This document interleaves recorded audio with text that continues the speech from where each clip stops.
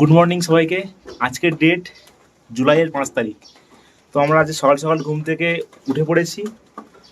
আজকে আমরা সারাদিনটা ঘুরবো স্কুটি নিয়ে। তো তার আগে আমাদেরকে একটু ব্রেকফাস্ট করতে হবে। আজকে আমাদের একটু ইচ্ছে হয়েছে কেভিন টার্সে খেতে যাবো। তো এখন আমি আরও ড্রেস পরে দুজনে রেডি হয়ে গিয়েছি। তো এখন বাইরের ওয়েদারটা ঠিক এইরকম, পুরো ক্লাউডি, পুরো সাদা, বৃষ্টিও পড়ছে হালকা হালকা। মানে এবারে ট্রিপটা পুরো বৃষ্টি, রোদ, সব রকম কিছু মিলিয়ে মিশিয়ে, যাই হোক সব রকম স্বাদ পাচ্ছি। তো বাইরে গিয়ে কথা হচ্ছে এবারে। যেদিন থেকে এখানে এসেছি প্রত্যেক দিন সকালবেলা করে বৃষ্টি আমাদের পেছন ছাড়ছে না।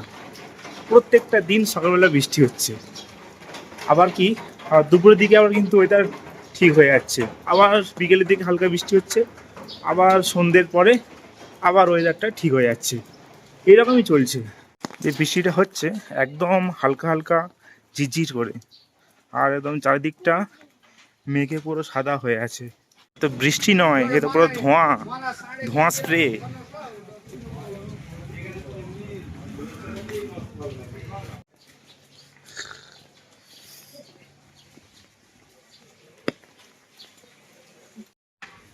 চলে এলাম ম্যালের চৌরাস্তার কাছে।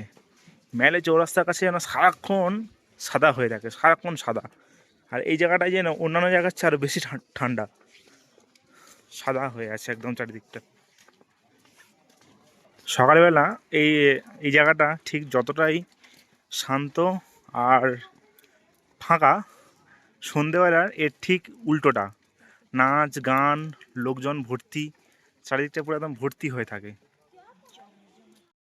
তো কালকে একটা দোকানে টুপি কিনতে গিয়েছিলাম, সেখানে একটা আন্টি বলল যে ঠিক 20-25 দিন আগে এই দার্জিলিংয়ে এত ভিড় ছিল, এত ভিড় ছিল, মানে বলার মতো নয়। আর ঠিক এই সময়টা প্রত্যেক বছর এই সময়ে পুরো ফাঁকা থাকে।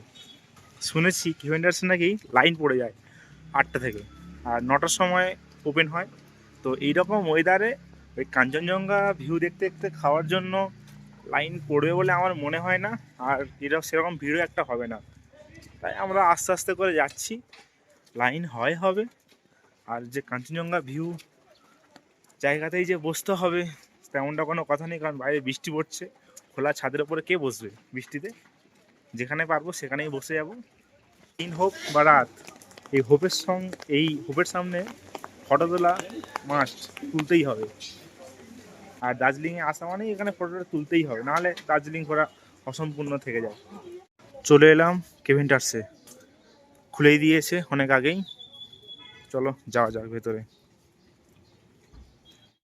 আমরা এখন গেটের কাছেই দাঁড়িয়ে আছি। ভেতরে অনেক লাইন, পুরো এখন সিঁড়িটা আছে না, সিঁড়ি থেকে নিচ পর্যন্ত পুরো লাইন।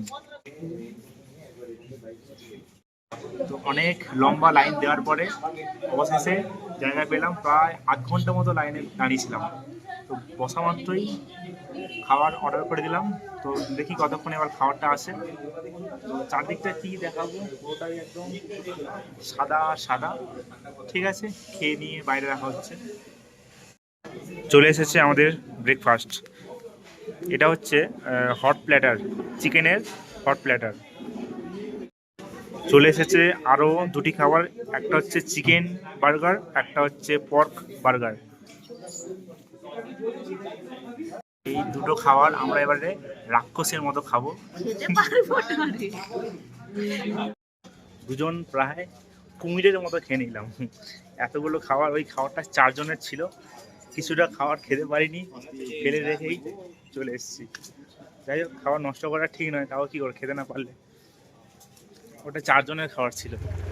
ভালোই বৃষ্টি শুরু হলো। পেটের উপরে জলটা পড়েছে না, হ্যাঁ, আর এই মেঘ দুটো মিলে কি দেখা যাচ্ছে না। হ্যাঁ, তারপরে আমরা স্কুটি নিয়ে তাকদা তিনচুলের দিকে ঘুরতে গিয়েছিলাম। তো আজকের ভিডিও এই পর্যন্তই থাক। এর পরের পার্টে দেখাবো কীভাবে আমরা ওখানে গিয়েছিলাম।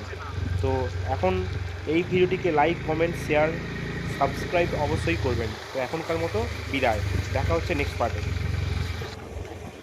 বৃষ্টি আবার শুরু হয়েছে। কি করছো? ভিডিও করছি।